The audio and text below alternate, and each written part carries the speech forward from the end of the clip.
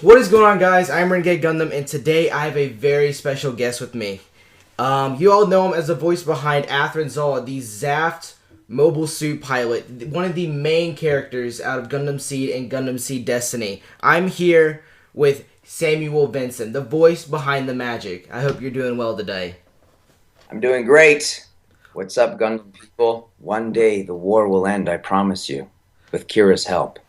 Oh my goodness. Alright, so the way this all worked out is that on Twitter, after I finished Gundam Seed, I was like, holy cow, this is one of the best series. So I end up and I find Sam's Twitter and I go, hey man, I really enjoyed your work on Gundam Seed. And he replies, oh yeah man, it was a really awesome series to do. And I'm like, you know what, I mean, out of spur of the moment, I'm like, hey, you want to do an interview? He goes, oh yeah, sure. So this is where we are today. I'm psyched. I hope you guys are too, because I'm completely blown away by this.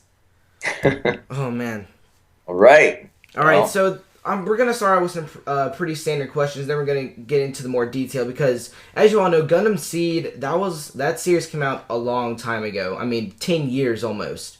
So he might not remember a bunch of like detail questions. So I know I took one of them out, but we'll see what we can get.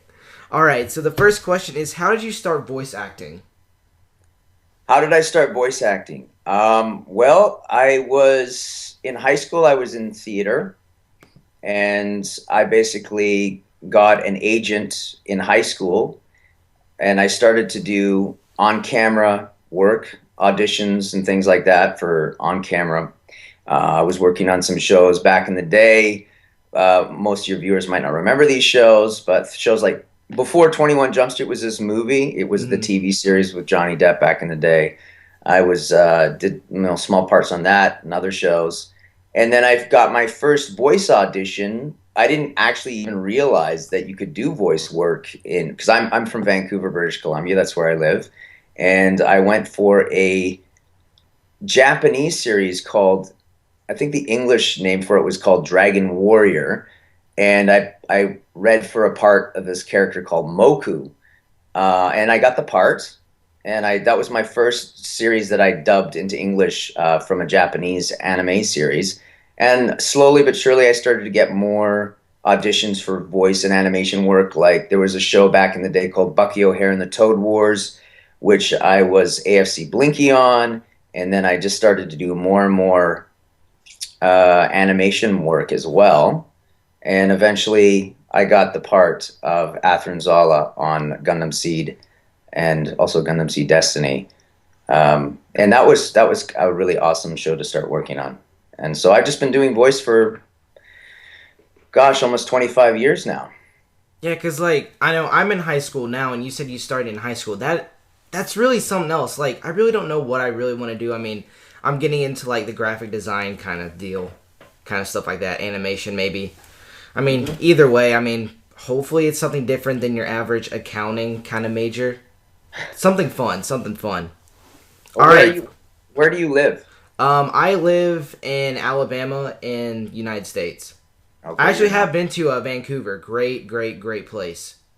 Oh, Very cool. beautiful. All right. So, when did you know you could be a successful voice actor? Um, well, in the beginning of my voice career, I really focused on particular characters that I thought I would be good at. Like in the beginning, I would do like more like little tiny elf voices and robots and things like that. Like I play a character that I'm well known for on a show called Ed, Ed and Eddie. I play Double D on that show, and I did Me, not know that. Oh my gosh. oh, you didn't know that? Yeah, No. so greetings and salutations. I'm Double D Edward.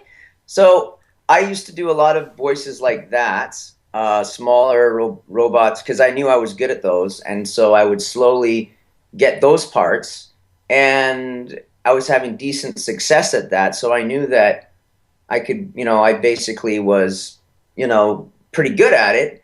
And then I got a show called Baby Looney Tunes, and I got to play Baby Bugs, Baby Tweety, and Baby Daffy Duck. And at that point, I felt like I was starting to get really good at what I was doing, and I felt more confidence in it. And from there, I was really starting to get more and more work. So it's a natural progression, in anything, you know. So, but the last 10 years or so, I felt like this is what I do. I'm good at it, and I've been pretty successful at it. Oh man, because I remember like when I was a kid, I used to watch that Baby Looney Tunes show all the time with my little sister, and we absolutely loved it as a kid. Oh, cool. Yeah, it was a fun show to do. It was awesome. Yeah, so I really didn't know you did Double D though. I mean, I looked at like all the different characters that you played, and I guess that one wasn't on there. Really? Yeah, Well, interesting, because that's probably one of the ones that I'm most known for. yeah, that Is one wasn't well, on there. anime, obviously, it's like Athrun, and I played Julian and Yue on Card Captors, so I get a lot of fans who remember me from those for the anime shows. But Double D is one of the favorite characters that I've ever done. Oh man, I didn't know that. All right, so this one goes into more of the anime field. So when performing a character, is it important for you to do it in the way that feels right to you, or to do it that's more important to echo your Japanese counterpart? Well, when it came to Gundam Seed, we did not hear the Japanese actor when we did it. So I was basically just going on my own intuition as to what I thought he should sound like. I knew he had to be like a young hero, and I also knew that he has a very serious side to him, Mm. obviously. He doesn't really joke around much. Athrun, he's a pretty Oh yeah, serious character, and most people are telling him to lighten up most of the time. Um, so I just knew that he had to be a young hero and he had to be serious. And I was actually looking forward to doing something that had some kind of dramatic. It's kind of like, I don't want to go as far to say it's a space soap opera, but it kind of has those elements. Really, I mean, yeah, it's very dramatic. It's got a soap opera feel to it, with all the characters and the unrequited love and blah blah blah blah blah. So it was just exciting to do something that was more dramatic. So in that case, no, I didn't listen to the Japanese actor. Actually, after the fact, I heard it and I thought we don't really have the same kind of sounding voice.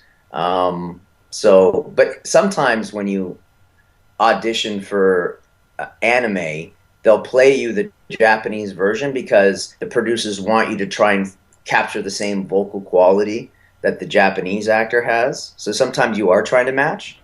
It just depends on the show. But with Gundam, though, I was pretty much just doing what came to me. yeah. Well, it turned out fantastic. I gotta tell you.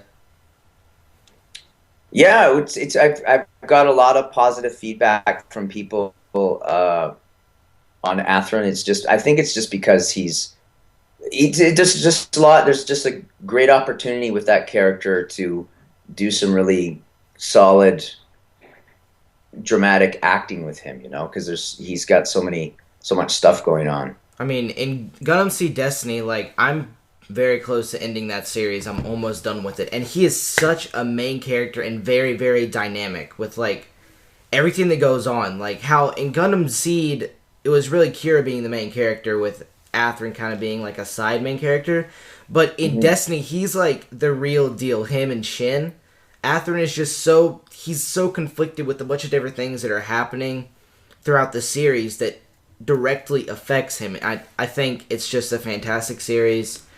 Fantastic work. I mean, I really think the series could not be done without Athrun and the voice behind him. Well, I appreciate that. It definitely is one of those shows that's has some longevity just in terms of, even though you're probably, I don't know how long you've been watching Gundam Seed and Gundam Seed Destiny, but I mean, like I say, we recorded those like 10 years ago. Mm-hmm. And I find that, as people who are fans of anime and they start to hear about these other shows that have happened, they get into it, they really fall in love with the characters and everything about it. And so there's new generations that continue to enjoy the material and enjoy the show, which is nice to see. So it's fun to see that. Oh yeah, you just like make a bunch of different connections too. Yeah. All right, so next one is: are you an anime fan yourself? If so, which ones that you did not work on appealed to you the most, and why? To be honest, I don't watch a lot of anime. I mean, I've been on a few anime shows. You know, I mean, basically when I was younger, there was a few shows that came out that I would watch, like the movies, Akira, and a couple of the series that came out. Star Blazers is a show that was one of the first Japanese to English dubs that came out of Japan. And when I was a kid, I watched that every day. I had to watch it. I was kind of obsessed with the show, and would make, like, I had my Lego set and I was making my own ships based on the show. Um, so so not as a grown up, I kind of watch. I like to watch some of the shows that my friends have been on, because I'm just interested in their work and what they're doing. So, but I don't like religiously watch anime. I kind of grew up more in the generation of Star Wars, and I'm a big fan of Tolkien and the Lord of the Rings. So that's kind of where my fandom is in terms of that stuff. Yeah, I'm with you with Star Wars. Like, that was my whole entire elementary school life was Star Wars. I mean, I know what happens before and after the movies. It's all that kind of ridiculous stuff. Man, great franchise. All right, so what work have you done that you are most proud of, and which one are you the least proud of? Most proud of.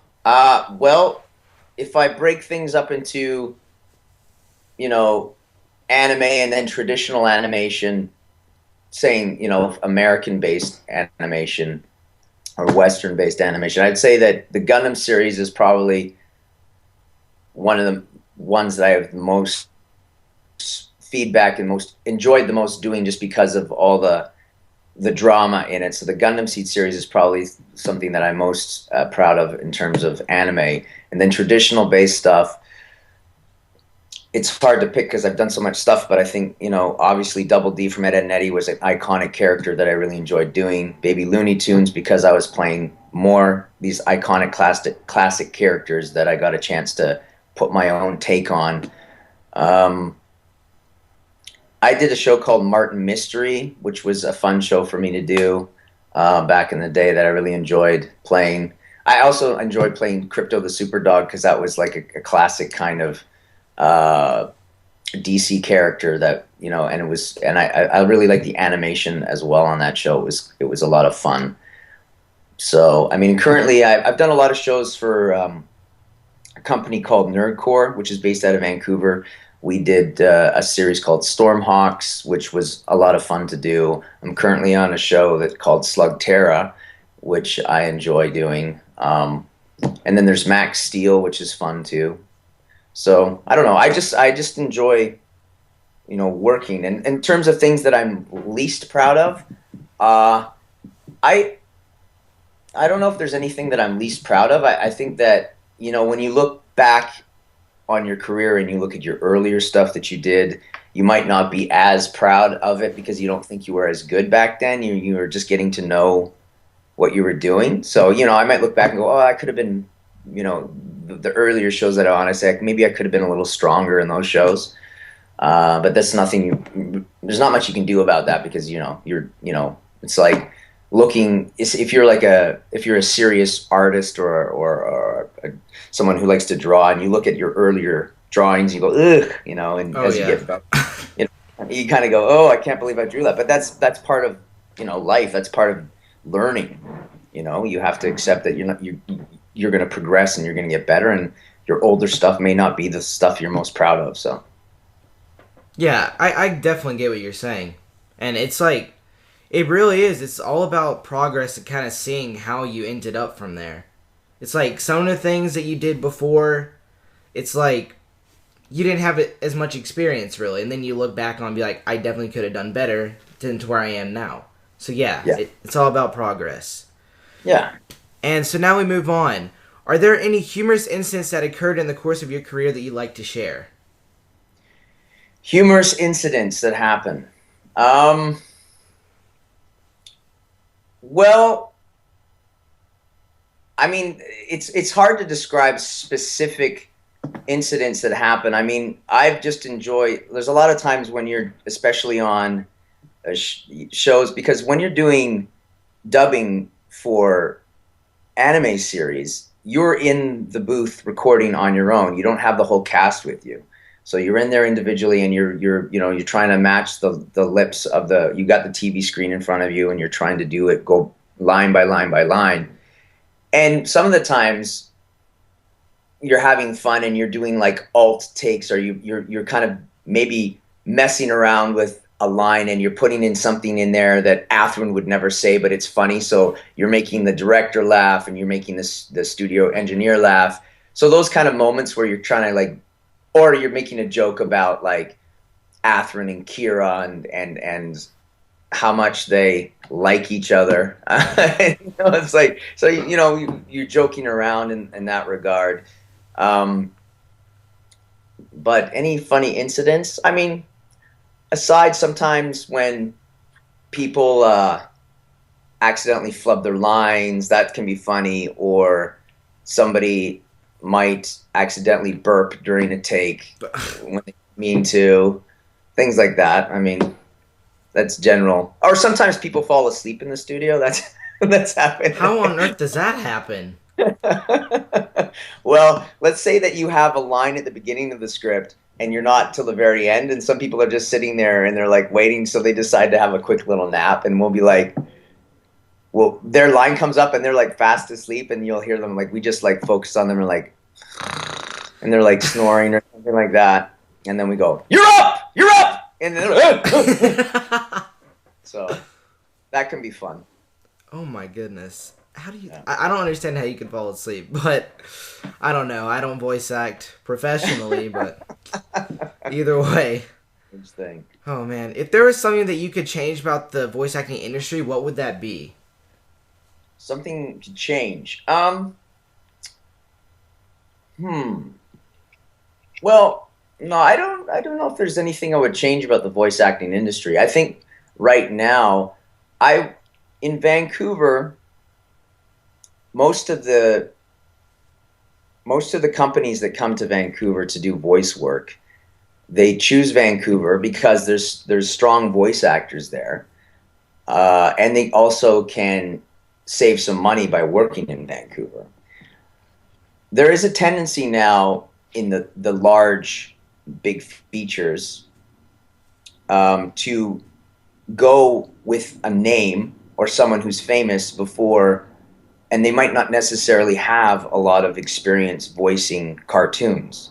And sometimes you don't always get the best vocal performance from someone who's not, a seasoned voice actor, but they have a name. But that usually tends to happen more in the big feature films, and they have to sell these movies, and they have to have names in them to sell the movies. So there's definitely a trend toward that going that way, and it's happening more also in TV series where they want to get a name before they want to get someone who actually has a lot of experience doing voice acting. It's not so bad in Vancouver because they really are coming here for the voice actors and not to find like stars. So, but I don't know. I mean, I really enjoy the voice industry, and I think it's great and healthy, and I enjoy it a lot. Yes, I mean, like, you just get into what profession you really enjoy. Absolutely. And so I know you said you worked on a lot of Cartoon Network shows, and I'm very familiar with most of them. And what really got you into voice acting for Cartoon Network and its various shows? Well, to be honest, I don't really have any, say or choice about which network I work for. I mean, basically, when there's an audition that comes to Vancouver and they're interested in using talent based in Vancouver, it can be from numerous sources. I mean, sometimes it will be Cartoon Network, sometimes it'll be Disney, sometimes it'll be another company. So it was just good fortune when I think Ed Nettie was the first show that basically Danny Antonucci basically created the show and made the show. His company, aka Cartoon Inc., made the show, but then Cartoon Network basically, said, "We love your idea, make this show for us." So, my first experience with Cartoon Network was doing Ed Nettie, and it was at a time where Cartoon Network was really on the map of making new original content. It was like this very, very, a lot of animation fans talk about this time of Cartoon Network when they were making these great, really great shows that everybody loved. And so I was just fortunate to be a part of that kind of era and be on a show that had a lot of popularity, especially, in the United States, but worldwide. I mean, I get a lot of letters from fans all over the world in regards to Ed and Nettie, and it's really wild. I've had friends go to, Jamaica or wherever, and they'll be sitting somewhere and they'll see Ed and Nettie come up on the screen there, and people know about the show, so it's kind of cool. So yeah, and then I think Baby Looney Tunes was on Cartoon Network as well. Mm-hmm. So I don't know. It just was kind of the way it went. I didn't really have any, personal connection to Cartoon Network, and I wasn't trying to vie for their, like, please hire me. Yeah. All right. So now we're going to get into like the more Gundam related questions, like the more in-depth specific ones. And to start it off, what was it like to work on Gundam Seed and Gundam Seed Destiny?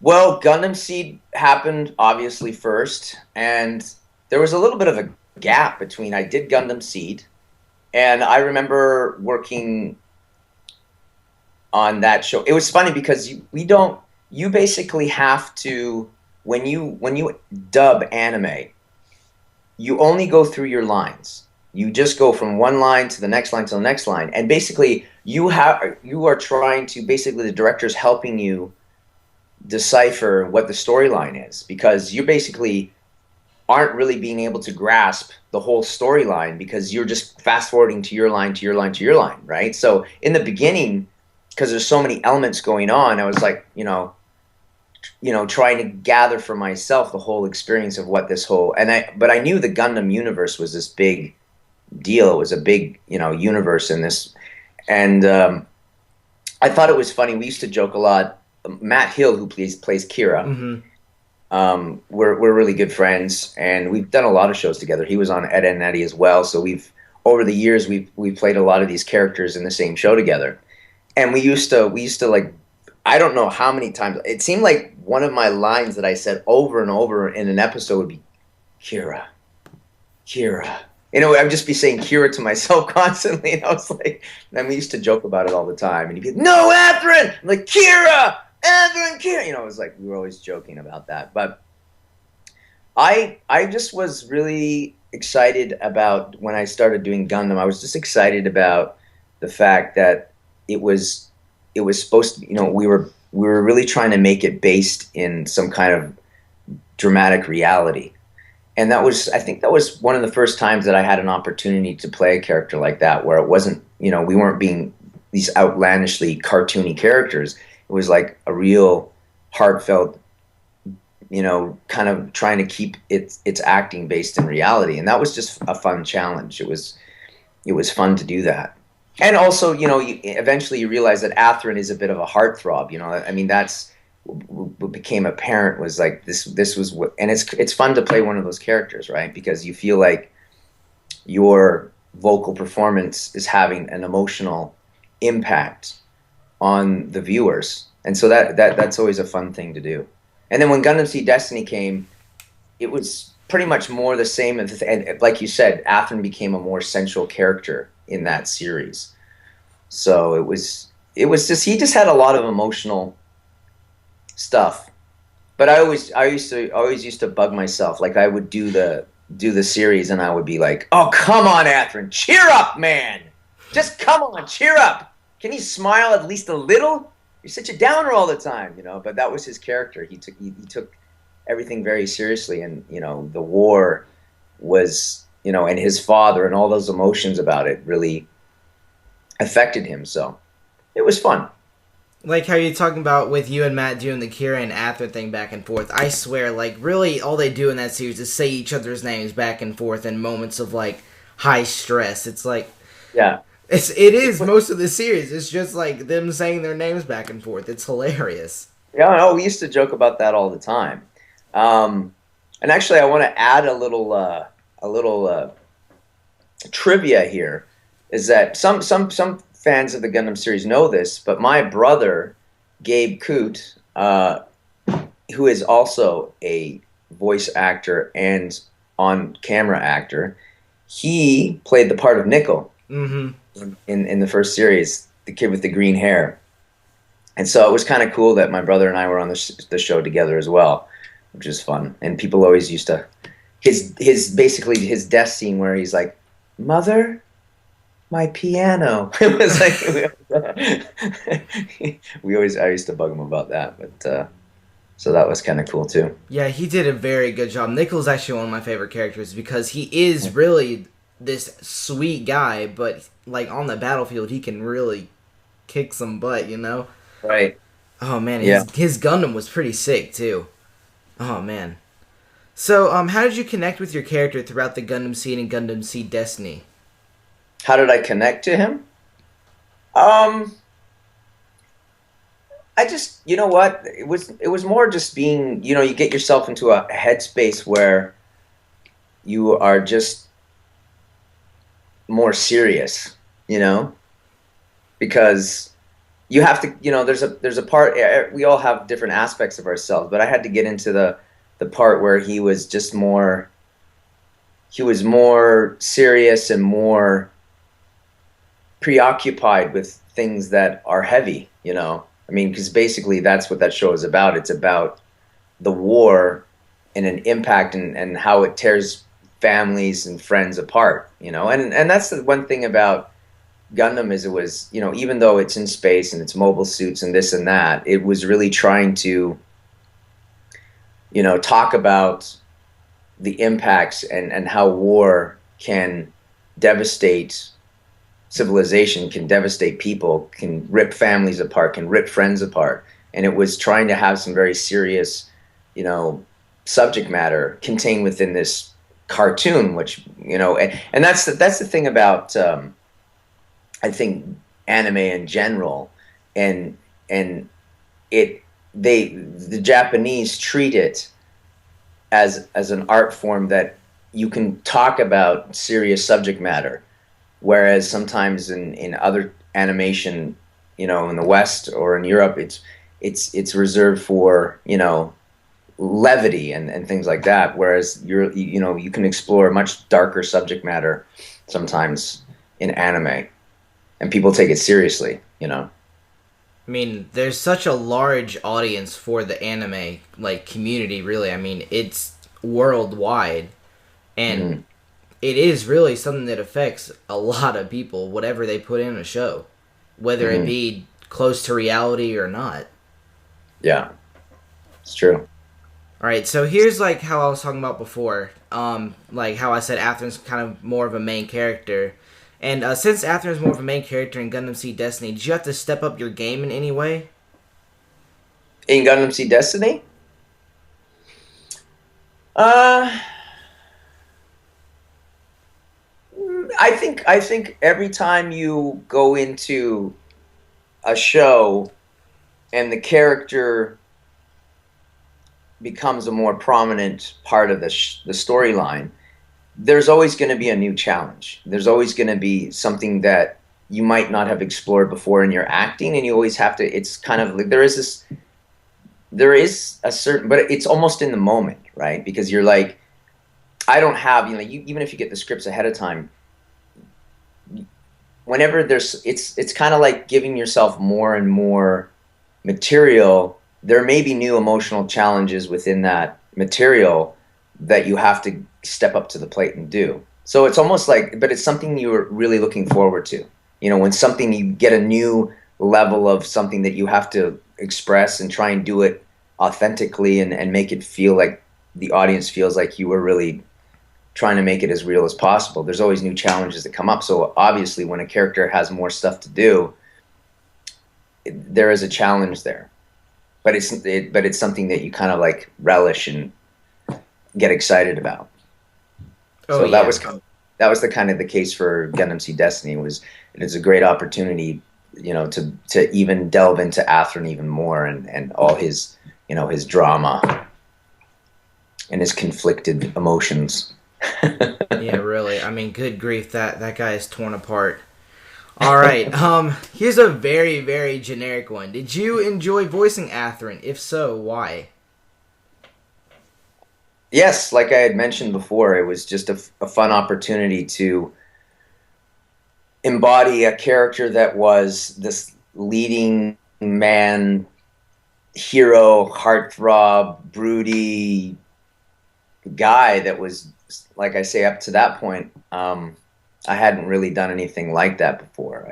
I played lead characters, but they were more kind of goofy or, you know, fun-loving. But this was just a chance to really just be like leading guy, hero, and that was kind of the fun of it. That was the fun of it, to be that kind of lead guy. It was fun.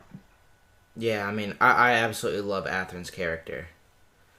Man, what a great series. If there was one thing you would change about Athrun, whether it be physical appearance or personality, what would it be and why? Well, I think, well, you know, it's Athrun, you know, you're looking from a perspective where Athrun can only be who Athrun is. I mean, I think if I was going to like do a critical analysis of his personality and talk about, you know, I think sometimes he was so preoccupied in his own on his own world, his own concerns, that he didn't see certain aspects of the people around him and the support and love that he had around him, and he wasn't getting. He just didn't get it and click into him. I think that sometimes he was so broody and so preoccupied with his own sense. And I know it's because he was caught up in all the conflict, but I think sometimes he missed out on the people that are closest around him and appreciating what they were, the support that he had around him. But, you know, I don't know if that's a criticism. That's just the way his character was, you know, written. Mm-hmm. That's who he was. So, but yeah. So, I'm a huge Gundam fanatic as well as like the audience watching this video. Do you own any Gundam merchandise yourself? No. I have on occasion gone to anime stores that sell, you know, toys and stuff like that. There's a time when I almost bought Athrun's mobile suit Gundam, but I didn't. I used to, years ago, I started collecting action figures that I thought were really cool looking. Like back in the day, Todd McFarlane started Spawn, but he also created Spawn figures. And I wasn't even a big fan of Spawn, but I started collecting the figures because I thought they were amazing. And then I got in when they did the special edition Star Wars, and they started creating new action figures. It was the Power of the Force series action figures. I think it started in 1995. I started collecting those again, and I was collecting some X-Men figures back in the day. So those are the kind of things that I collected back in the day, and I have quite a large collection now. But I never really collected, like I say, the mobile stuff because, like I said, being in the show, I was enjoying doing the show, but I wasn't necessarily a huge fan of Gundam stuff in general. And it wasn't until I actually bought the whole Gundam series because I wanted to finally watch the whole series. I tried to watch it when it was airing on television, but I decided to buy the whole series and just watch the whole series from beginning to end as a fan, just to enjoy it, you know, just as an audience member.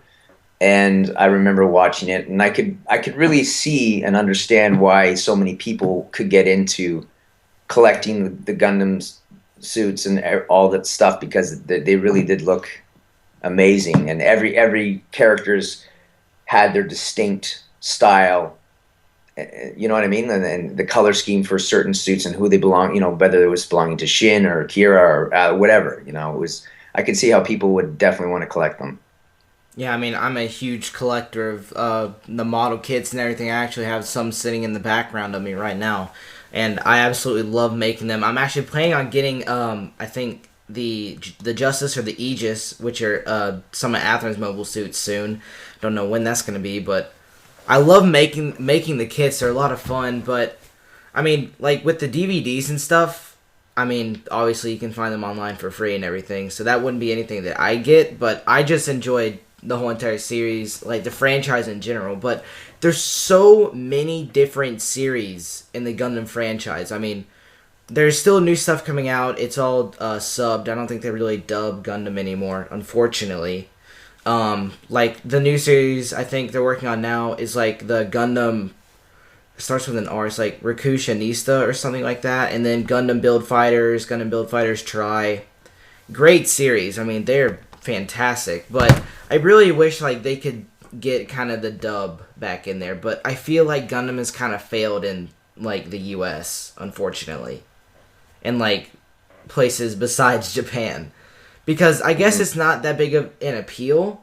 But I could see why there would be, because Transformers is obviously another huge franchise, and people often mistake Transformers like for Gundam for some reason.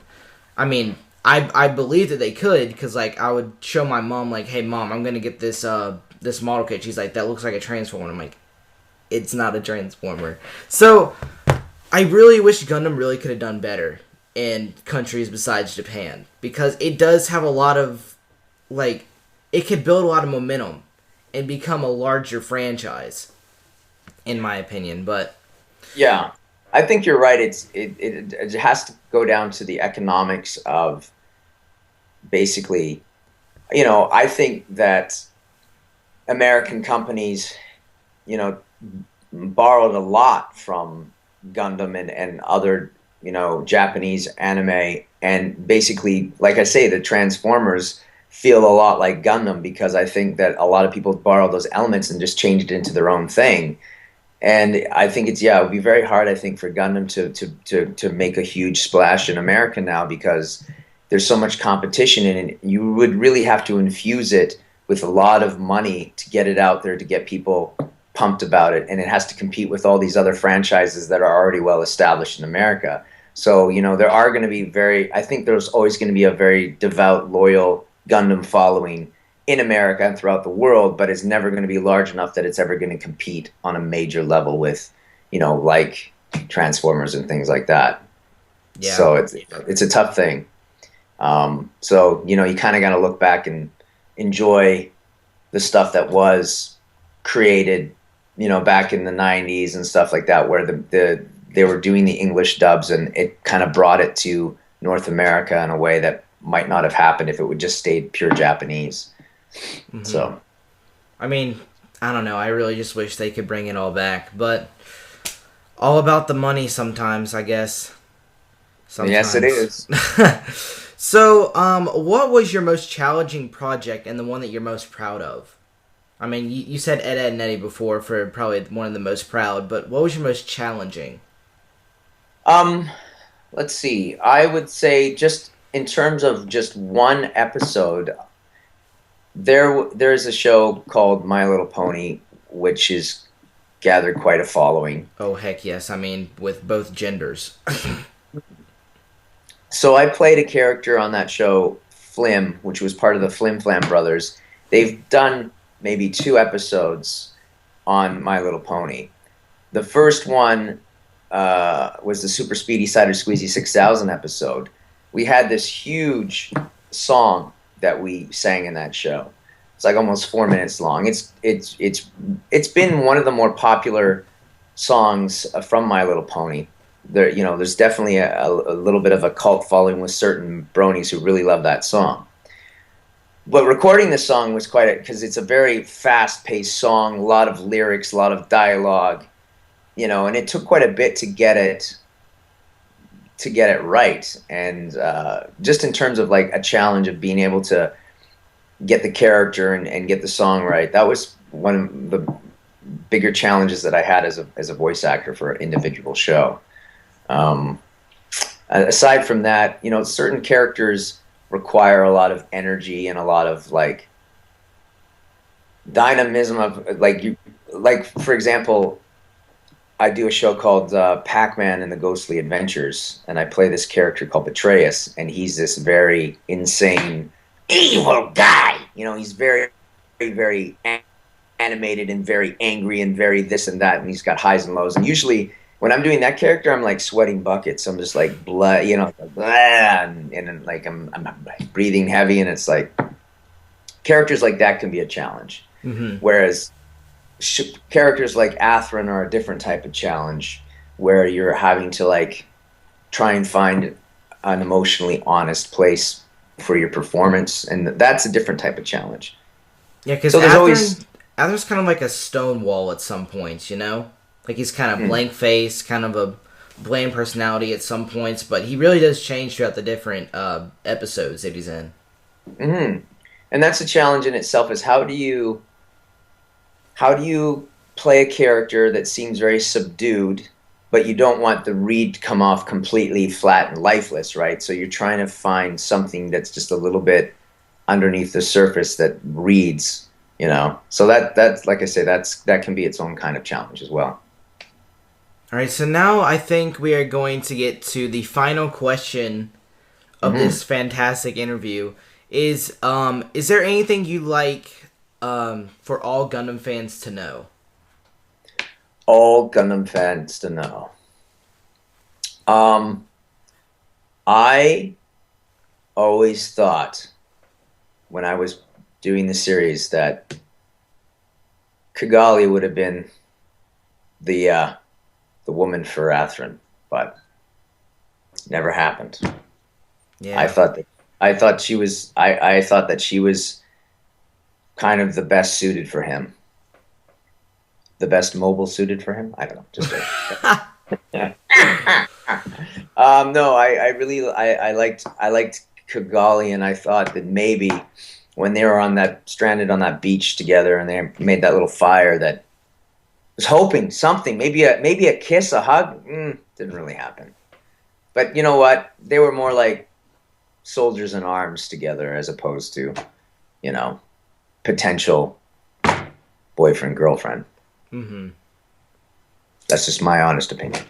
Yeah, well, either way, they are both great series. And, well, I think that's all the time we have for today. First of all, I'd like to thank you for coming out and taking time out of your busy schedule to be here. Because I know, I mean, I kind of, like, had a shot in the dark asking you for an interview. And I was completely blown away that you said yes to it. So, I'm very ecstatic right now. I mean, this is a huge honor for me to be able to talk to a voice actor, probably my favorite series of Gundam of all time. I mean, well, I'm glad that I could have made you happy that way. That's great. It's fantastic. It's been a pleasure talking to you and doing this interview. I mean, it means a whole lot. And last, I'd like to thank everybody that watched this interview and also took time out of their day to watch and see and have questions answered, if you did have any. And I hope you guys enjoyed. And is there anything you'd like to say before we sign off? No, just keep enjoying anime and what you guys like to watch. And I've found that anime and animation fans are some of the most sensitive, understanding people out there. And I've always enjoyed talking to them because I feel like they get things sometimes that other people don't. So I appreciate you guys. I appreciate you being fans of my work, and I wish you all well. Alrighty, and I guess we'll leave you guys with that. We hope you guys enjoyed, and we'll catch you guys later.